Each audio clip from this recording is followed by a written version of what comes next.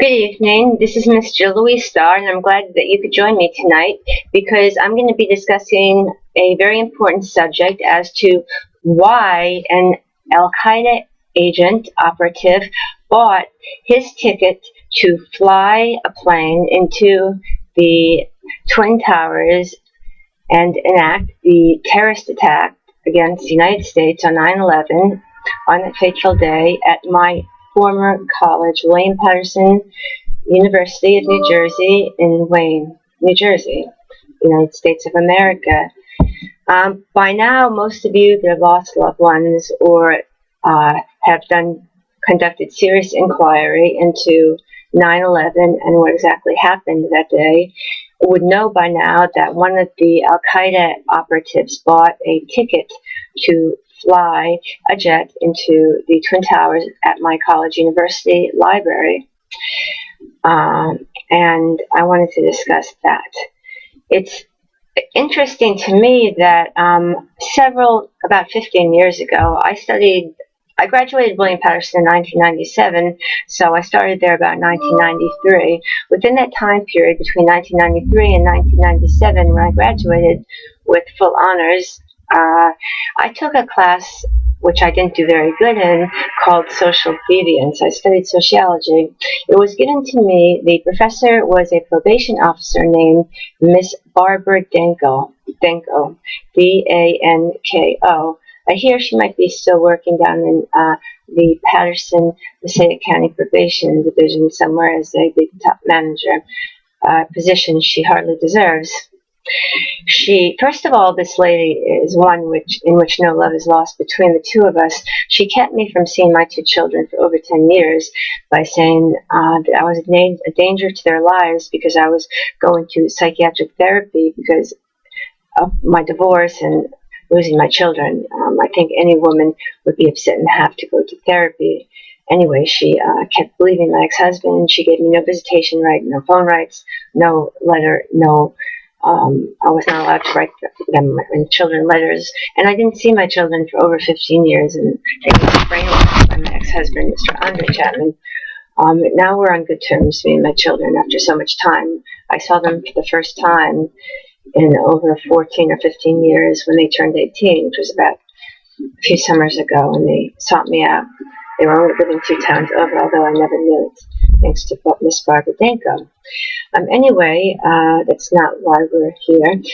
What's most interesting is when I took that class, Social Deviance, from Miss Danko, she gave me a C- or D, a very bad grade on the paper I wrote for my final exam, which was something bad is going to happen at this university. There's going to be a terrorist attack, serious white-collar crime, or something if the university does not immediately start using some identification in the computer rooms and the libraries, wherever people can access computers.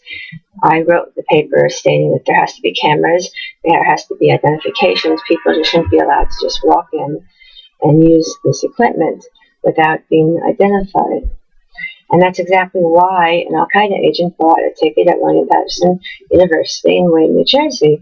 He just walked into the library, used the computer, purchased the ticket, bada boom, bada bang, signed himself in and out of the computer, left it, and that was it. He went and picked up his ticket. When I wrote that paper, Barbara Danko thought it was a terrible paper, and she gave me a C-. I'm sure I still have it around on that paper.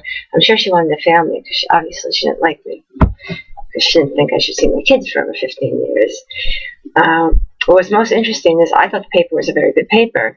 I wrote, I warned the entire university of the imminent danger of their insecure computer lab facilities. In my term paper estimation, I warned the college and the computer lab and the library that the student employees should sufficiently identify all persons that enter the facilities to use the computer equipment, or else something horrible was going to happen one day, which it did on 9/11.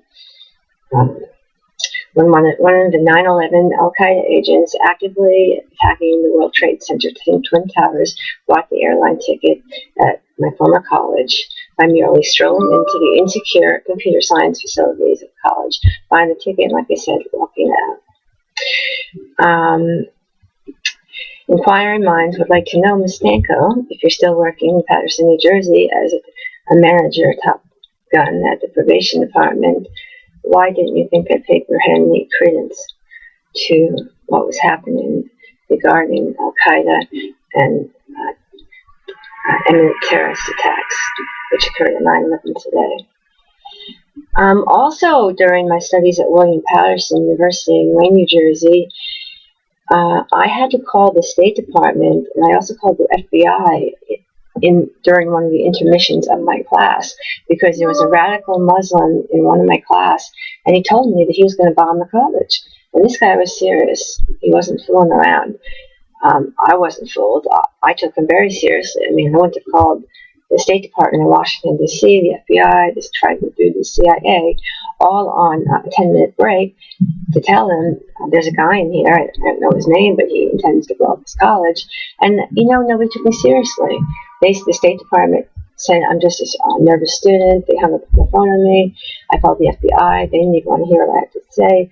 I don't even remember what was said that I was hung up on. I called Washington. I tried to get all the change I could to call Washington. There was no home security at the time, and nobody would listen. And you wonder why these types of things happen. Nobody listens. No one listened to Darko Trifunovich and I when we tried to tell the United States mission, the United Nations in New York City, that there were 2 Al-Qaeda agents working there right before 9/11. They were international arms traders for Osama bin Laden, and one of them had given Osama bin Laden a personal passport, an illegal papers to pass through Bosnia in 1993 when he was formally stationed as a diplomat in Germany. I mean, not Germany, in Italy, with full diplomatic capacity. You can ask Diplomat Scaraberry about that. He should know about that incident. He worked for the Bosnian mission. So you wonder why these things happen, because the U.S. government, they say they want tips. Home security wants community participation. If you hear or see anything suspicious, to let them know. But you know what? Whenever I did, and I did numerous times, and I have witnesses, diplomats that I worked with, that tried to give them State Department home security tips. They just hung up on us, or they said we were certain nationalists. In fact, I went to the Hebrew Society of North Jersey with information about Al-Qaeda operatives working at the Bosnian mission. I was shunned away from the president of the Wayne, New Jersey office of the YMHA, where I swam in the pool every day. I mean, they're wonderful people. I love them dearly, but nobody listened. And maybe that's why 9/11 occurred, huh? Maybe the U.S. government should open their ears and close their mouths and listen to people and not judge them. And even if you're going to judge whoever's calling you, you should at least check out what we have to say.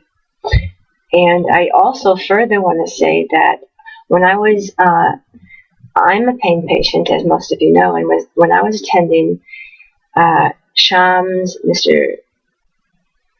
What's his name? He's from Pakistan. Shams Qureshi. He's been prosecuted, and he lost his medical license. He used to have a place called the Pain Center of North Jersey in Clifton on Main Avenue. Me and Darko Trifunovich, the Serbian diplomat, he brought me there one day, and they gave me prescriptions because they were in cahoots. They were raising money for Al-Qaeda and Osama bin Laden. We saw they had flyers not only in his office to donate money to Al-Qaeda, but also in his cooperative, associative pharmacy. He would write prescriptions that I could only get at the Shifa pharmacy. I recently saw a TV ad for Patterson on Main Ave. Now, me and Darko both can attest to the fact that they had baskets in there to give money in cash for a charity of Osama bin Laden and to give to Osama bin Laden at that pharmacy. Me and Darko tried to report this, and no one acted.